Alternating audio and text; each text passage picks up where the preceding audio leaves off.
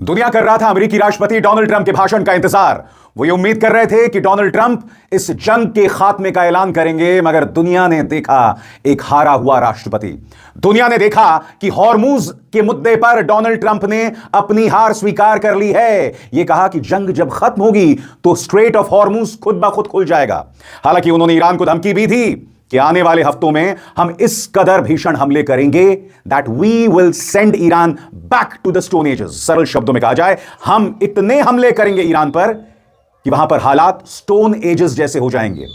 जी हां, सबसे बड़ी बात, अमेरिकी इंतजार कर रहे थे कि जमीनी जंग पर कुछ वो कहेंगे, मगर डोनाल्ड ट्रंप जमीनी जंग पर खामोश थे। डोनाल्ड ट्रंप के लहजे में हॉर्मुज पर हार साफ तौर पर दिखाई दे रही थी। उनकी चिंता इस्राइल को लेकर थी, उनकी चिंता अमेरिकी जनता को लेकर बिल्कुल भी नहीं थी, क्योंकि अमेरिकी जनता इस बात का इंतजार कर रही थी कि वो अर्थव्यवस्था पर इस जंग के नुकसान का जिक्र करेंगे। मगर डोनाल्ड ट्रंप इस पूरे भाषण में अपनी पीठ थपथपाते हुए दिखाई दिए, बराक ओबामा को गाली देते हुए दिखाई दिए, मगर जो जरूरी मुद्दे थे उस पर उन्होंने एक शब्द नहीं कहा। इससे पहले कि मैं आपको बताऊं कि हॉर्मुज पर यह किस तरह से उनकी हार है, मैं आपको बतलाना चाहता हूं कि बीती रात ईरान ने इस्राइल पर अब तक का सबसे भीषण हमला किया है। अल जजीरा के मुताबिक करीब 100 मिसाइल अटैक्स।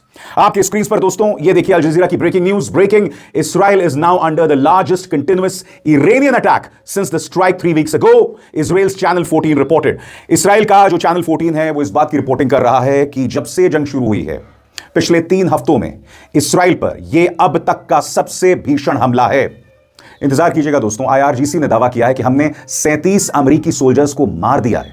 सही सुना आपने, IRGC का यह दावा कितना सही है इसकी भी हम पड़ताल करने की कोशिश करेंगे। मगर सबसे बड़ी बात, जैसे मैंने कहा, ट्रंप भाषण दे रहे थे, मगर उससे पहले इस भाषण का स्वागत ईरान ने इस्राइल पर करीब 100 मिसाइल अटैक से किए। और जैसे मैंने बताया, ट्रंप के इस भाषण में हार थी, बौखलाहट थी, मुद्दों से बचने का प्रयास था, मुद्दों से बचने की कोशिश थी। सबसे पहले मैं चाहूंगा आप सुनिए हॉर्मुज पर वो क्या कह रहे हैं।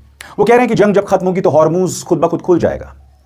उन्होंने इस बात को संबोधित नहीं किया कि ईरान इस वक्त कई देशों से $20 लाख ले रहा है। हर बार जब जब जहाज वहां से गुजरेंगे $20 लाख ले रहा है, करीब 17 से 18 करोड़ रुपए ले रहा है। इस पर ट्रंप पूरी तरह से खामोश थे। सुनिए उन्होंने हॉर्मुज पर क्या कहा, क्योंकि कहीं ना कहीं उनका यह लहजा बता रहा है कि हॉर्मुज के मुद्दे पर डोनाल्ड ट्रंप पूरी तरह से हार गए हैं। हालांकि उन्होंने यह भी कहा कि आने वाले हफ्तों में हम अपने हमलों को बढ़ाएंगे, और वो यह भी कहते हुए नजर आए कि हम समझौते के करीब हैं। मैं आपसे एक सवाल पूछना चाहता हूं, जब आप बातचीत कर रहे हैं तो आप हमले भी कैसे जारी रख सकते हैं?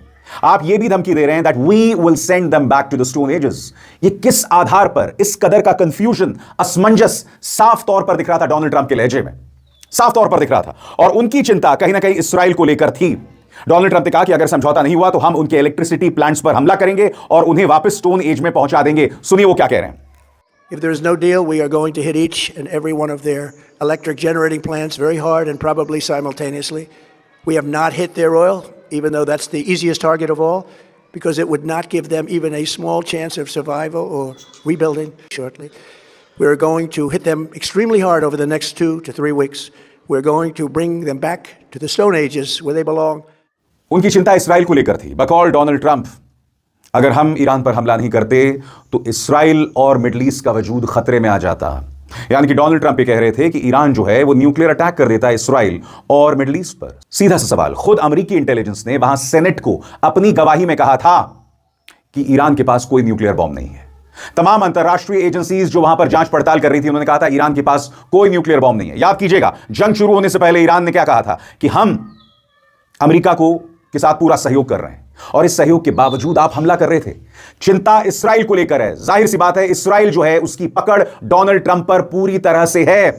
और डोनाल्ड ट्रंप इस भाषण में लगातार बराक ओबामा को अनाप शनाप कह रहे थे कि बराक ओबामा ने देश को कमजोर बना दिया और मैंने इस देश की अर्थव्यवस्था को मजबूत कर दिया। यह बात अलग है कि अर्थव्यवस्था को लेकर जो लोगों की चिंताएं थी उस पर डोनाल्ड ट्रंप पूरी तरह से खामोश थे। बहरहाल मैंने आपको बताया कि बीती रात किस कदर हमला हुआ। इससे पहले कि मैं आपको